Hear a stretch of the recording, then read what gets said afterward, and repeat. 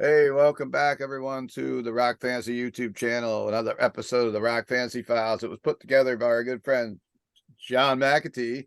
We got Count Ralphus on board too from Hudson Valley Squares and Rock Fantasy, our local metal historian, and we've got the mighty Ben Falgoust from Goatwhore here. So yesterday, John hits me up and goes, "Hey, let's do something with Goatwhore tomorrow at 4 o'clock." I said, "All right, let's do it." So here we are. Let's get her done.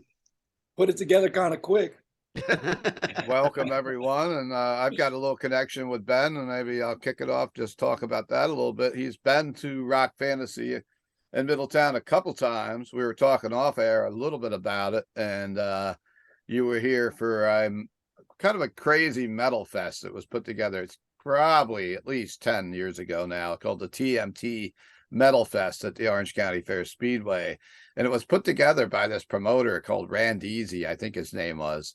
And he told people that there was going to be 30, 40,000 people at this thing. And he had 3 days of metal set up. And the one day was like, it was the metal day that I attended was like, you guys were there, Suffocation. I kind of forget the other bands. There was some that the Suffocation story where they were just like getting into buses and stuff, and like, yeah, I mean there was actually buses there because it was I guess it's an old speedway. I don't know. Yeah, it still is it's our fairgrounds in town. It's a really old historic dirt track raceway. Yes. Yeah, and they had like off to the side there was like all these old like school buses and stuff like that. Yes, People yes. in those. Yeah, I remember they had somehow Suffocation was fucking with them. I don't remember that part. That's a new story for me. They had 2 huge stages, like side by side. So it would be like one band played, and then the next band went on over here, and then this band went on over here. I mean, they had like a huge PA and stage setup. Man. Oh, it was like a Ozfest or something. We were saying, and there was another big stage like behind the grandstands. And I don't know what this guy was thinking, but set it up. But it was a fun time for us to see you guys on that giant stage, and Suffocation was there. And I forget who else was there. Maybe Ralph might remember. The Absence was there. The Absence, yep. Oh, yeah, because the Absence had this old, because I know we were doing dates with them, and they had this old RV that they were using. I don't know if it was like relatives RV or something. But they were pulling the trailer, and I think the way the trailer started to pull the hook up down on the back of the RV, and it was tearing the back floor out of the RV. And they had to go somewhere and get it like rigged, like welded or something like that. They had to get some kind of situation done. But now it started to come together. And it was this, he had told the local, like the fairgrounds promoter, and they contacted like the beer distributor. They contacted the local police force. The state police were there. They were expecting like 30, 40,000 people the first night. I think the first night was OTEP, and I forget who else. Some hardcore bands. The third day was more like radio friendly stuff. But I mean, I don't know. You remember, Ben, how many people were there? There's probably like maybe 200 of us. Yeah, that's generous, and it was funny because where the people stood was basically in the track of the track. Yeah, it was on the straightaway, and that's the way it was back in the day. This is the old fairgrounds that hosted like all kinds of metal shows back in the 80s and 90s. So this was kind of a resurgence for us because we used to get like all the tours there. But Slayer and Guns N' Roses, everybody would play there, and you would stand on the track or you'd sit in the grandstand. And it was, I think, Metal Santas was there too from LA. She was like the host or something. Because I remember. Oh, yeah, that's right. That's right. Chris Caffrey showed up, and he was like, I think, trying to get pay from a festival this guy had ran in the past, and it wasn't, and he was hanging out with her. It was like good luck because all the bands were trying to get paid as well, And then a few years, and then around that, so maybe it was a little bit after that, Ralph would remember you actually did a gig in a place downtown called Sound Asylum, which was a club we had. It was a non-alcohol club, and it was you guys, and I believe 3 Inches Blood, and I forget who else, maybe one other band on that tour. And you guys were in town. We did a little meet and greet, like a pizza party, a beer party at the store before. Yeah, I remember that too. Yeah. Yeah. Wow, you bring back a lot of memories. Sometimes you feel like you forget these things. And then when you talk to people that, were involved or were there, you're like, everything comes comes back, and then all these little parts start coming back. Like all the things about that Metal Fest and everything. It was really a unique thing, you know. Even though it wasn't quote unquote 30,000 people, but only 200 people, it was still a fun experience and hanging out with the Suffolk guys and stuff like that as well. It was fun. 30,000 people. You can't even if Black Sabbath headline, you wouldn't get 30,000 people on the show. You can't expect Suffocation and Goatwhore to match that, you know. Like maybe if it was in South, maybe if it was in South America. Yeah, maybe. Yeah. The funny thing was he was so dependent on like that many people showing up. His guarantees were crazy too. Because I remember when our agent came to us and they said, "Yeah, they got this fest and they're offering you this much," and I was like, "That's really high. I don't really." I'm like, it's cool, but that's kind of suspect. I don't know if you want to go public with this, but what was that offer? I think it might have been something like maybe like 7,500 or something like that. Or, okay. I mean, I can only imagine what he offered Suffocation, you know, because they were pretty much headlining, I'm pretty sure, that stage. And the Friday night gig was the girl from OTEP, I can't think of her name right now, was left at the hotel. They never went and picked her up. Yeah. What? Yeah. That was another story that a friend of mine has. Like, so they probably figured, well, nobody's here, so obviously you probably didn't get all of that money. We need to do a show with this promoter and bring all the bands that played on it. Yeah. Good luck finding him. He's probably swimming with the fishes somewhere right now. That guy did everything right. That guy did everything right except for promote the show. Like people in New York City didn't know about it. No one knew about it. He spent all the money on the setup that he had no money for promotion. I can remember him coming in. I think it was around 2010 that show was, and I can remember him coming in the store, and I would actually have my employee there, and I would hide from him because he would tell me like, wasn't even your name mentioned, and I'm like, those bands could maybe pack the chance at that time, you know, they'd pack a club. We was talking some other bands I can't remember, you know, like in the thrash metal or like power metal stuff, and I'm like, he's crazy. But anyhow, I mean, I wonder, like, did he have the money to, like, for the whole setup? You know, like it's like you had to put like a deposit down or something. Oh yeah, because like you said, it was like a regular metal. It was like a metal fest. It was like 3 big stages with a big PA. It was out of control, but it's a fun story to talk about, especially for local. We're probably boring some people because they don't live around here. So, I mean, you know, as being in a band, I'm sure every band has like their crazy stories of things that have happened, you know. Yeah, John had a crazy one last night that we talked about. You can watch last night's episode. What's that? I'm sorry. You had a crazy story from being in a band last night, driving back from the Morbid Angel tour in '98. So yeah, that was a crazy story. So look at last night's 98 Death Metal episode. He's got a good story. So of course you guys just put this out to change the subject a little bit. Yeah. It came out like October last year. So right in October. Angels Hung from the Arches of Heaven, quite a religious record. Yeah. And how's it been going for you since the release? You getting a lot of positive feedback? You selling some copies? Yeah. So when we were out in August with Incantation of last year, we played like one song because it hadn't been, you know, it didn't come out till October. Yeah. So they had some singles come out. So we were playing one track from it live on that tour. But then we did that tour, and then we didn't really do too much the rest of the year because throughout last year we had done a lot of things. Like we went out with Brujeria for a little while. Yeah. And then we did some stuff with War, and we did some of the things on our own, and then we did the thing with Incantation. And then after that, it was kind of like, we kind of did a lot of stuff, and it was still kind of weird, you know, as far as touring. Like, I wanted to come see you guys on that tour, but at that time I actually had that damn virus thing. It was like in August, and there was no way I was going anywhere. I missed it. Yeah, so it was still like a kind of like mixed time, and also you didn't want to flood yourself too much because people were only able to go to so much stuff. True. So we kind of backed off a little bit, and then in the beginning of this year we kind of started up. We went to Europe, and then we're gonna start again next month with I Hate God because they're going to be touring for like the 30-year anniversary of Take Us Needed for Pain. Yeah, I was going to ask you a little bit about that. I know you're coming locally here to our area. I'm in New York City area, of course, Middletown, New York, and you're playing St. Vitus coming up real soon. Yeah, yeah, yeah. I think it's like, That's going to be a really good tour, man. I think it's like a Thursday night in April, if I'm not mistaken. Yeah. Yeah.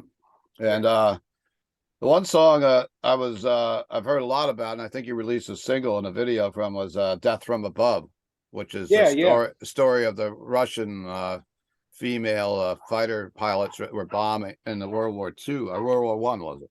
World War II. Was it World War One or World War II? It was one or the other, yeah. And and the Germans would call them the Nacht Hexen. Yes. They would come under like the veil of night. They would like set their engines to idle and glide in. Mm-hmm. They would just bomb the area and start it up and take off, which, I mean, pretty unique at that time. They were called the Night Witches. That's a good idea.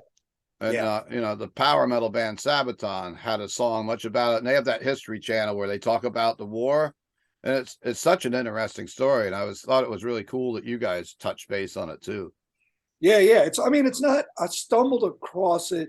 There was a guy that I worked with, and he was mentioned, he saw some documentary on it, and I started digging into it. Mm-hmm. I mean, it's not like a big giant story about it. It's pretty short as far as things go, but I thought it was really interesting, especially like in that time and era, and especially with the Russian military, how females weren't allowed to like be in battle and stuff, and that all these women, pretty much formed, a group, a flying group at that. Yeah, that would go in and bomb these areas. It was like you said, they would kind of glide in, shut the motors off, and they had no idea, and they would just slide over and boom. Yeah. There's I've seen some stuff on the history like about that. It's very interesting to me. Actually, some of the photos of the pilots and whatnot from them. Yeah, that was interesting. I like to mix like topics of different things, Yeah. Anything else? Any other songs you'd like to talk about from the new album, maybe? So let's see. We went to Europe and we actually played 5 songs from the new record out on that tour. And we played Death from Above, we played Nihil, we played Angels Hung from the Arches of Heaven, we played the Stole of Abomination, and we played Born of Satan's Flesh, which Born of Satan's Flesh was actually the song we played with Incantation last August. That was the first one that came out, like the video and the single for. Yeah. So we've been doing that, and it's been getting really good feedback. And to kind of go out too and just throw a lot more newer stuff out in a set rather than kind of like maybe a few songs, we were just like, let's go with it. We feel pretty confident about a lot of the stuff with the new record. I got to see that new song when you played in New York City with Incantation. I was at that tour. And I also seen Goatwhore with the tour with Immolation and Incantation, but we talked about it on this channel before, where Incantation only lasted like 2 days on the tour. And because of the whole knife thing that happened at it was the Voodoo Lounge in Queens. Yeah. What do you remember from that night, Ben? That was a very long night. Not only that, so one of your guys got cut up because some guy went crazy with a knife at the show, and he started slicing a bunch of people up. I'm not really sure exactly what was the reason why it started, but he pulled out a knife and started slicing people up. And then I remember they got the cops there, and then everyone had to stay down the venue. The venue was downstairs too. It was like in the basement. Yeah, it was in the Queens, New York. Yeah, Queens. And the cops made everybody stay there because they questioned everybody. And I remember when I was walking around, I saw a guy and his face was all cut up. And I think he was like one of the main guys that got in an altercation with this guy. And then your guy. And then not only that, your van even got broken into and merch was stolen. Like everything. Wow. Everything. Sounds like a real shit show. Oh, dude, it was great. And we were down there. I think we were in that venue until like 4 or 5 in the morning. Like the cops wouldn't let anybody go. They were asking everybody what happened, questioning everybody, and everybody was pretty much locked down there. And one by one, the police would talk to people, and then you could leave. Yeah. All our gear was still down there and stuff like that. I remember all that happened, and then I don't remember who it was, John, but then one of y'all came back from the van, and you're like, the van got broken too, and they stole merch. And I was like, man, what the fuck is going on? The stolen merch stories. Ralph was talking about another merch story of stolen stuff, but I don't know if you wanted to bring it up today or not. When you played with Celtic Frost up at the Chance with All Out War, I heard stuff. Yeah. Real quickly before that, I just wanted to finish up the story. Okay, yeah, sure. What happened was, there was that guy that was starting shit with the guy that got slashed in the face. Name was Chris. He was a friend of ours and a really good friend of Mike Sayas, is our vocalist, guitar player at the time. And that guy was like accusing Chris of like checking out his girlfriend or something like that, which I don't know if it happened, but it was right after we played our set, but they were getting into it. And what happened, since Mikey was his good friend, he ran right there to break up the fight because he didn't know that the guy had a knife in his hand.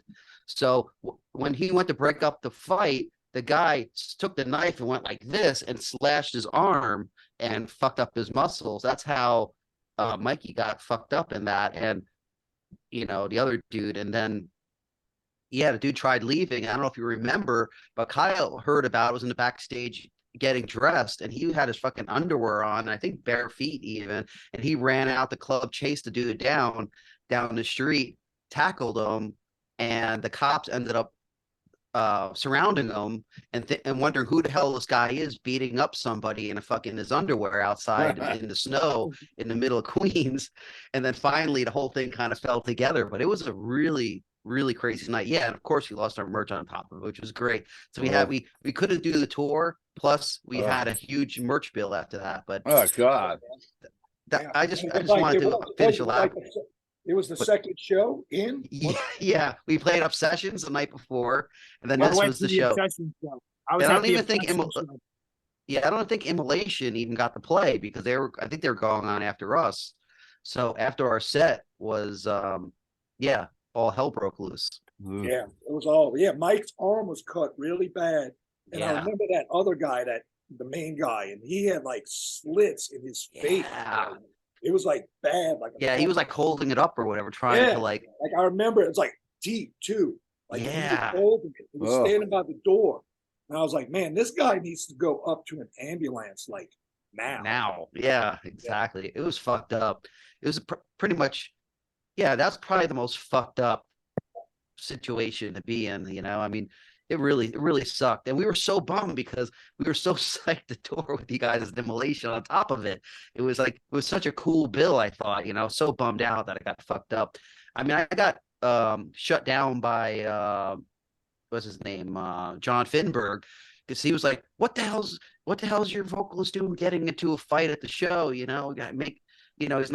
being irresponsible. It's like, no, dude, you weren't there. You don't even know what, like, he thinks like Mikey was like just getting into fights with people, like, but how much of a douchebag that dude is.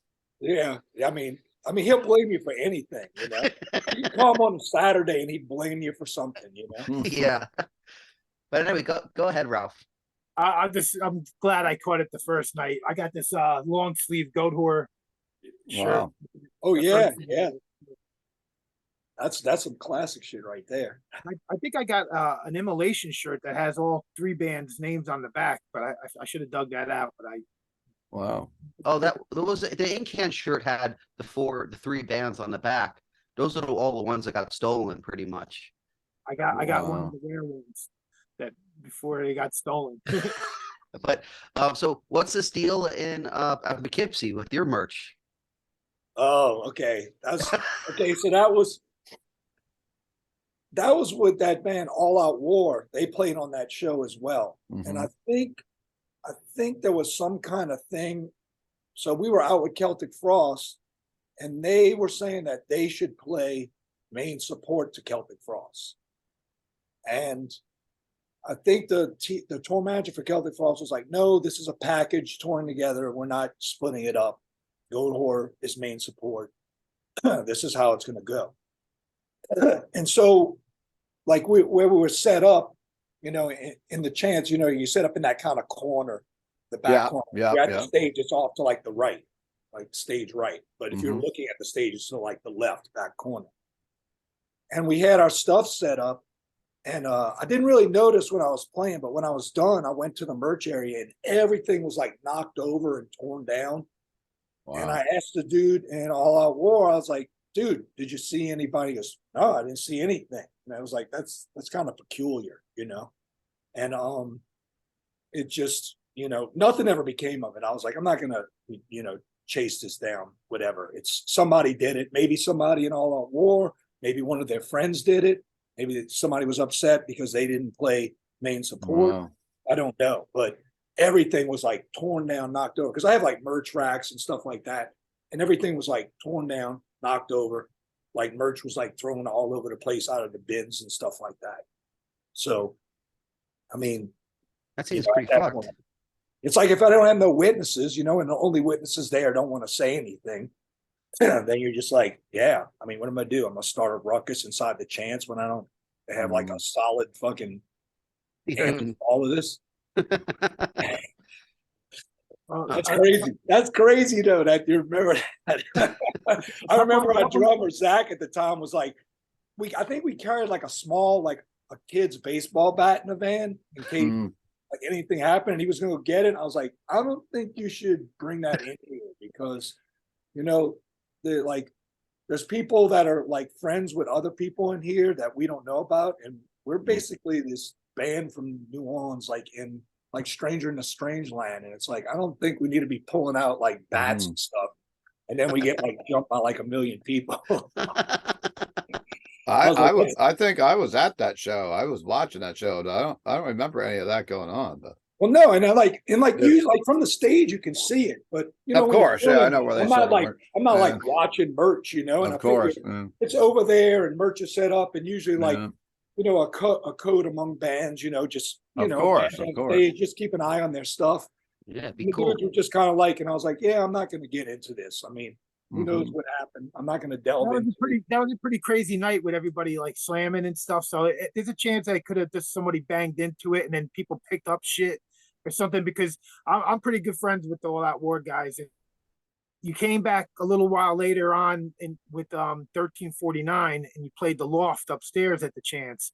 And I was talking with Sammy outside, and it just ended up kind of coming up, and he just brought it up. He wasn't like accusing All Out War, but he like mentioned them, and I said, "Oh, that's crazy." I said, "All Out War are big fans of these guys," and I said, I was actually up there at the Chance that night with the bass player, and I said, "Let me go grab him," and he probably talked to you because I never heard about any of the merch getting stolen or anything, and he was like, "No, that's all right." Like he didn't want it like any kind of confrontation about it, and I was like, "Oh, I'm telling you, man, they like you guys a lot. They would never be the ones responsible for that."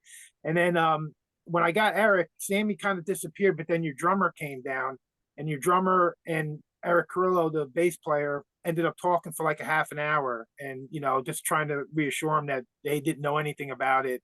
And yeah, well, like I said, like I don't know who you know who it was or what, or if it was maybe friends of theirs or something, or it was just some random person. It's just, you know, and not only that, where the merch is set up, you can't even really get to it from the pit. You have to go up those stairs. Yeah. Area, you know, because it was a good show, but if people knocked it down, then they were like jumping over the rails there, which is true.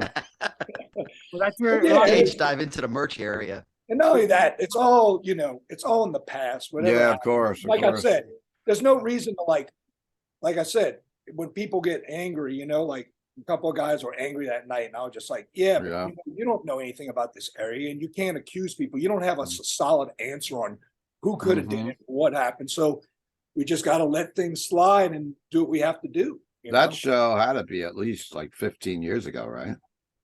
The Chance is located in a really bad area. It's a real sketchy area right out there. It's really bad. Now, how many years ago was this show, Ralph? That gig, early 2000? Monotheist came out when that album came out. Goatwhore was direct support for the whole tour. It was a fucking amazing show. I forget the exact year, but it was probably over 15 years ago. Yeah. Yeah, I remember like crazy places, man. Like I remember we played the last show of that tour was in Binghamton, New York. Wow. Oh wow. Yeah. I can remember Binghamton seeing. used to get some shows, but not a lot. But every once in a while, Binghamton would show up on a list. Yeah, Yeah. you don't see like the underground there. I remember in Binghamton seeing Black Sabbath, the Mob Rules tour and stuff like that up there. I saw Alice Cooper and Rob Zombie there, but that old Broome County Civic Center. But speaking of Goatwhore, I remember you guys playing at the Loft on another big show where Cannibal Corpse tour was on the main. Yeah. As I remember, I had a little T-shirt stand set up there or something with our store. You know, I would set up a little booth with some records and stuff from the shop. I remember going upstairs to see you. Last time I ran into you guys in person was way before the pandemic, of course. You guys were at St. Vitus and you were warming up Venom Inc. Yeah. We did it that was that 2 nights in a row. It was the end of that tour too. Yeah, I was at that gig and I brought down a good friend of mine that is another big fan of you, and his name is Ben too, Ben Worth, and he would have loved if Pi hopped on today. I'd get to talk to him. He's an iron worker in New York City, so he's probably up on a skyscraper somewhere. But I remember that night pretty well because Dale Caldwell was there also. Digger was there. Yeah, yep. And then I watched. We actually just saw Digger at the beginning of January when we were in Florida. I think this is your streaming shirt I got on now that we watched during the thing. And then I was watching that, and then Digger won your raffle. Yeah. Yeah. People were like, it's rigged. Yeah, totally. It wasn't. I literally took all those names and put it in that thing. It looked like my mom's cooking pan or pot or something. Yeah.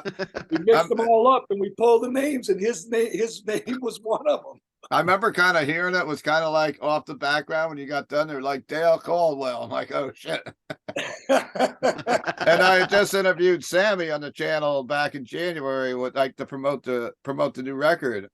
And I forgot to bring that up that night because Digger got famous because Elon Musk wore his outfit. Do you remember that? Yeah. And I was like, what? That's crazy. I saw that picture and I said, I was like, Digger, do you know? And he was like, dude, everybody's texting me right now. And I'm like, this dude, I was like, do you know, I wonder if when he sent it or somebody bought it, if he got somebody to go there to buy that or order it or what? I don't even he had it on consignment at a store in New York City because he comes up here and does the Ren Fair in this area every summer. And I get to see him, all the time. We had just gone out to dinner before he went back to Florida this year. And he was talking how he was going down and drop off some of his stuff at I don't know which store it is in Manhattan, but I guess either he or probably had a representative go in and pick this thing up for the Halloween party. But man, that's so cool for Digger to get that kind of publicity. Yeah, it is. Because he's a great guy. What's even better is all the comments of people that have no idea about this level of music. Yeah. And they're like, he's wearing a satanic outfit. Oh, he sure was. Not only is he a conservative right winger, but he's a Satan worshiper. They can't get it right. They're the right wing's calling the Democrats satanic, and the Democrats are calling them satanic. It's they're all fucked up. Man, I was like, you people don't even know what's lurking in the fucking dark, do you? It's like there's a metal band that says a song about it. My shit stinks better than yours, and that's all about politics. My dad's tougher than your dad, but we're not going into politics. But we got to touch on a little bit because of Digger and Elon Musk there. Yeah, that's great. I thought that was awesome. I mean, he does a lot of work, and like you said, he does those Rent Fests. I remember that. Mm-hmm. There was some in Louisiana he'd come do as well. Yeah, and I think it's awesome. Every time we play Florida, he comes out to the show in his little truck and he sets everything up. He's always got. I mean, all the ones that I use, he makes. So yeah, he makes some of my stuff too. He's great. Does he? Okay, as I know he does. Behemoth and Abbott, and I know he was. In Florida, trying to get involved with working with Dark Funeral when they were down there too. Yeah. Tour. Well, anyhow, I'll let John answer some questions now because I'm rambling on. We're talking about stolen merch, slashing the faces, and it's a real metal episode tonight. Oh, yeah. Well, how about just tell us about the European tour you did with Revocation. How'd that go? Because Revocation is definitely a lot different style than you guys. Did you get? I mean, from what I've seen, the response was really great. I think it's really cool for you guys to get to play with some bands that are different enough that it brings some new people on board. But how did it go for you? Oh, it went really good. Everything was awesome, and all the bands are really good, really cool. Everyone worked together really well. Like that's great. Loading in, loading out, setting up gear, taking down gear, packing it in the trailer. Sometimes you go over there and you're in sprinters, or sometimes you go there and you're in like one of those double-decker nightliners with like 20 bunks or whatever. Yeah. We're in a nightliner. And everybody got along really well. And yeah, there's some variances within the styles, but that's good though. I think it went together really well. Creeping Death guys are really cool, and they have more of it's a more kind of old school death metal style that they do. Yeah. It seems like the Dallas Fort Worth area is like really pumping with a lot of like death metal, like old death metal style coming back. Yeah, and they were really great. The Alluvio guys are really great. The guy Wes that plays guitar, he's an old friend. We had toured with like the Faceless in the past on like all those like summer fests and stuff. So we knew him, and all those guys are really cool. And all the Revocation guys are great, really great musicians. Dave's an amazing guitarist. Everybody in that band's amazing. Yeah. But we've never really planted our feet solid in Europe yet. Europe's I'm sure you can attest to this because you've been a lot, but it's definitely like, to explain to people, it's very, very different than the US, because people there are really like strong into metal. It's not like this, like, oh, I'm into metal for like a year and then I switched over to something else. Like, they're dedicated to it. They come to the show, and the thing is, they see so many bands. You have got to go up there 100% every night, because they want to see really good stuff. They want to see it happen, because they make you work for it. Yeah, they do. Like, and you really realize it. Like, so on this, like every now and then, sometimes we have a merch person, and sometimes I just do merch. And I did merch when we were out there because we're on a bus. I don't have to worry about driving or anything. So I was like, me and Brett from Revocation both worked our own merch. And basically, when I was on stage, he would watch ours. And when he was on stage, I'd watch theirs. And people come up to the merch table early, and they don't really buy it right away. Yeah. They go, we will see how you do, and then we will decide afterwards. So it's like all of a sudden you have this weight coming down on you of like, all right, well, I'm gonna have to like really like up the par here, it's interesting, but I think there's like some people in bands, I think if you put them in that position, they would be like, oh man, this is like, I'm being judged. And it's like, they get so much good stuff, and they always had so much good stuff. And they've always had a solid scene revolving around metal all over Europe. Mm-hmm. It's like, you got to bring it. You have to bring the 100, 110%, 200% when you play. That's a good thing, though. I think it's a good thing for you guys. For any band, really, to have that pressure to produce a killer live show. That's what you want. You want as a band to always play your best, but it's nice to know, like, you're going to see a direct, like, you're going to see if your merch sales are good or bad, are going to almost determine how well you did at the show and stuff like that, because I know on the tour we did there with Wolves in the Throne Room, there were definitely some nights where we really had to we had to up our game even more than normal, wow. But I think it's a positive thing because it makes your band stronger, and it gives you that almost gives you okay, let's go out there, kill these motherfuckers, give everything we got and hope for the best, Yeah. And dude, even like what you said before about different, and it's like, some people might not think it's that different, like Wolves in the Throne Room and y'all, but over there in some scenarios, it is different. It's over there.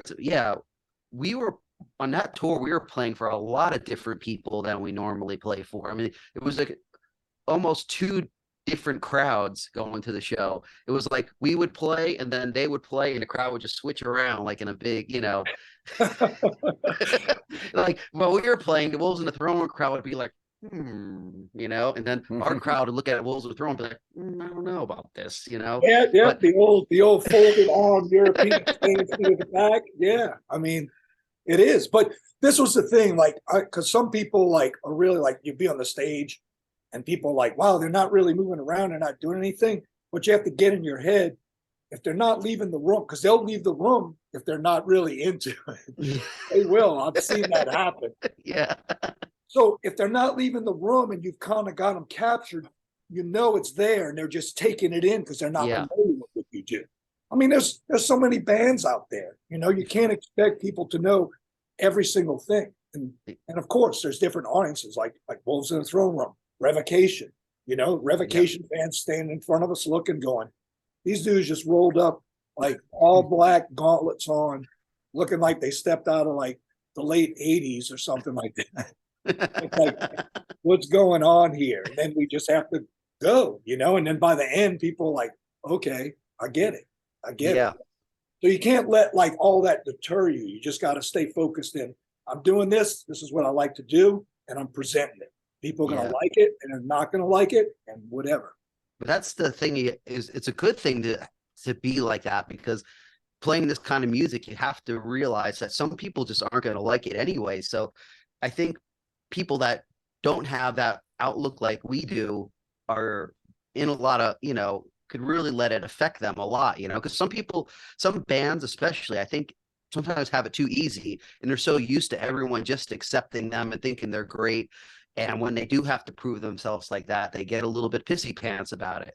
But, you know, for the way I look at it, it's a good thing, because you want to grow hair in your chest, you know, you want to go for it, you know, it's not about always playing to your crowd, but, you know, getting these people to, you know, dig it and stuff, even though sometimes, they might not be the craziest crowd, but they'll remember and be like, oh, it was a fucking good show. They're just trying to learn about it, you know? Yeah. And also, just like you were saying with that, you could go to Europe with somebody and everything's great. And then you go back to Europe, but you go with this other band that's kind of, you know, they pull a different crowd, and you're like, damn, it's nothing like the last time for years. You know? Yeah, I mean, I know that. We've done stuff with like Dying Fetus out there as well. And Dying Fetus is really big out there. Yeah. You know, they're just like, and their fans are just like crushers. So you definitely have to be on top of your shit to play before Dying Fetus as well. Yeah. Because then people will just be like, write you off. Okay, whatever. Put on Dying Fetus. Y'all get off the stage. Yeah. You done yet? Yeah, done yet? Come on. Come on, last song should have been 3 songs back. European people are really like, they'll come up afterwards and give you like their peace of mind. They will let you know if they do not like something that you did, you know, like they will definitely put it out there, which I think is great. You know, there's no bullshit there. It's all straightforward. You're going to get a solid response from everybody, like whether you're good or you suck. They're going to let you know. They'll let you know. I guess that's totally true. Go ahead. I guess I'd have a question for both of you, John and Ben. Then you're talking about the European crowds. How does that compare to the South American crowd? I don't know. You haven't done too much stuff in South America, have you? No, we've only done a little bit. Okay. I wasn't aware. We've only done like Colombia a couple of times. Oh, okay. Bogotá and Manizales. But I think I mean, John, you probably see a little different, but from my couple of times there, it seems like it's kind of like a little bit the same, because they do get a lot of things as well. And also because of probably, you know, financial levels of people not being able to go to a lot of shows. When you go there, I mean, you're expected to do fucking good, because people have to work hard to get into a lot of these shows, you know? So there's a lot of aspects to it. Now, I don't know, like John, you've been there a lot of times. Like, what do you feel? Yeah, I mean, for us, it's really like probably our best place to play as far as you know, crowd base. So we've established a good fan base there really early on. I mean, even before we went there, we've always been kind of connected with it, and like a lot of our personal influences have a lot to do with the South American style, the old Camello records, like the Sarcophagos and Mutilator and Chili's Pentagram, stuff like that, So we've been really fortunate. Almost every single time we go down there, it's a rager. I mean, there's been a few times where there's been a couple duds or whatever,